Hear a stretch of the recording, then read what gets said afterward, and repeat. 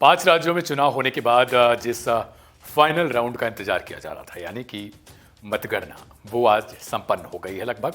और 4 के नतीजे लगभग साफ हो चुके हैं। 4 राज्यों में से 3 में कांग्रेस को हार का मुंह देखना पड़ रहा है।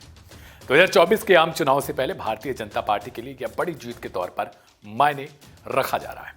इन विधानसभा चुनाव में बीजेपी की जीत के कई कारण हो सकते हैं, परंतु देश की सबसे पुरानी राजनीतिक पार्टी यानी कांग्रेस अपनी हार के बड़े कारणों पर जरूर सोच विचार करेगी। लेकिन मध्य प्रदेश की 230 विधानसभा सीटों के लिए मतगणना का जनाधार बीजेपी के पक्ष में आ गया है। मध्य प्रदेश में भाजपा को 2/3 बहुमत हासिल हुआ है। देखा जाए तो बीजेपी 150 के आसपास ठहरती है। मध्य प्रदेश के मुख्यमंत्री शिवराज सिंह चौहान बुधनी सीट से रिकॉर्ड मतों के अंतर से जीत गए, लेकिन बीजेपी के केंद्रीय मंत्री फग्गन सिंह कुलस्ते चुनाव हार गए। इस बीच मध्य प्रदेश के शाहजहांपुर में बीजेपी और कांग्रेस कार्यकर्ताओं के बीच झड़प हो गई। पुलिस ने उन्हें तीतर बीतर करने के लिए लाठीचार्ज किया। कांग्रेस के दिग्गज नेता कमलनाथ छिंदवाड़ा से जीत गए हैं। लगभग बड़ी संख्या एक मार्जिन के तौर पर मानी जा रही है। लेकिन शाहजहांपुर की खबर की अगर बात करें तो यहां पर जो कांग्रेस और बीजेपी के वर्कर्स हैं वो एक दूसरे के आमने सामने आ गए।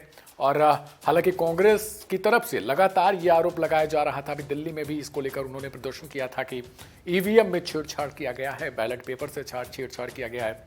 हालांकि अभी तक ऐसा कुछ भी कंफर्म नहीं हुआ, ना तो ऐसा हो सकता है। लगातार चुनाव आयोग इस चीज को लेकर कह रहा है कि ऐसा कुछ संभव नहीं है।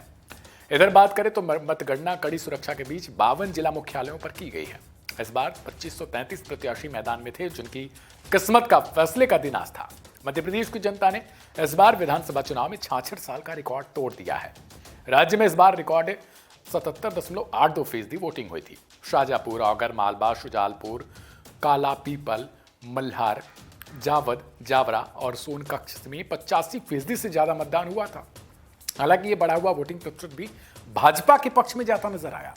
यानी साफ तौर पर देखा जा रहा था कि कहीं ना कहीं जो साइलेंस वोटर के तौर पर महिलाओं को माना जाता है, वो इस बार बीजेपी के पक्ष में बंपर वोट करते नजर आई हैं। इधर भारतीय जनता पार्टी और कांग्रेस कार्यकर्ता आपस में भिड़ गए थे। कांग्रेस कार्यकर्ताओं ने कुछ आरोप प्रत्यारोप मरना शुरू किया। हालांकि पुलिस ने मौके पर मोर्चा संभाला और भीड़ को कंट्रोल किया। इधर प्रदेश के मुख्य चुनाव अधिकारी ने इस पर ज्यादा जानकारी दी है, सुनवाते हैं आपको। नहीं, शाहजहांपुर की जो घटना है उसमें जो मतदान का जो मार्जिन है वो मतदान कह रहा हूँ, काउंटिंग का जो मार्जिन है वो कम था।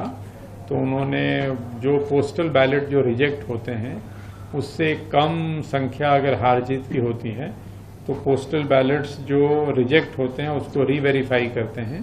तो कार्रवाई अभी चल रही है।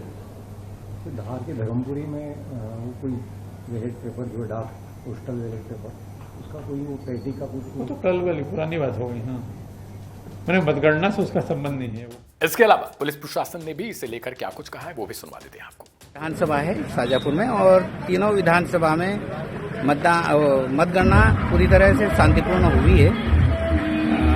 मतगणना के दौरान कोई भी अव्यवस्था या कोई भी ऐसा विषय नहीं आया और शांति से मतगणना संपन्न हुई है। और कुछ लोग जो बीजेपी और कांग्रेस के समर्थक लोग हैं वो रोड पे खड़े थे, हार जीत को लेकर नारेबाजी और इस तरह की उत्तेजक माहौल बन गया था।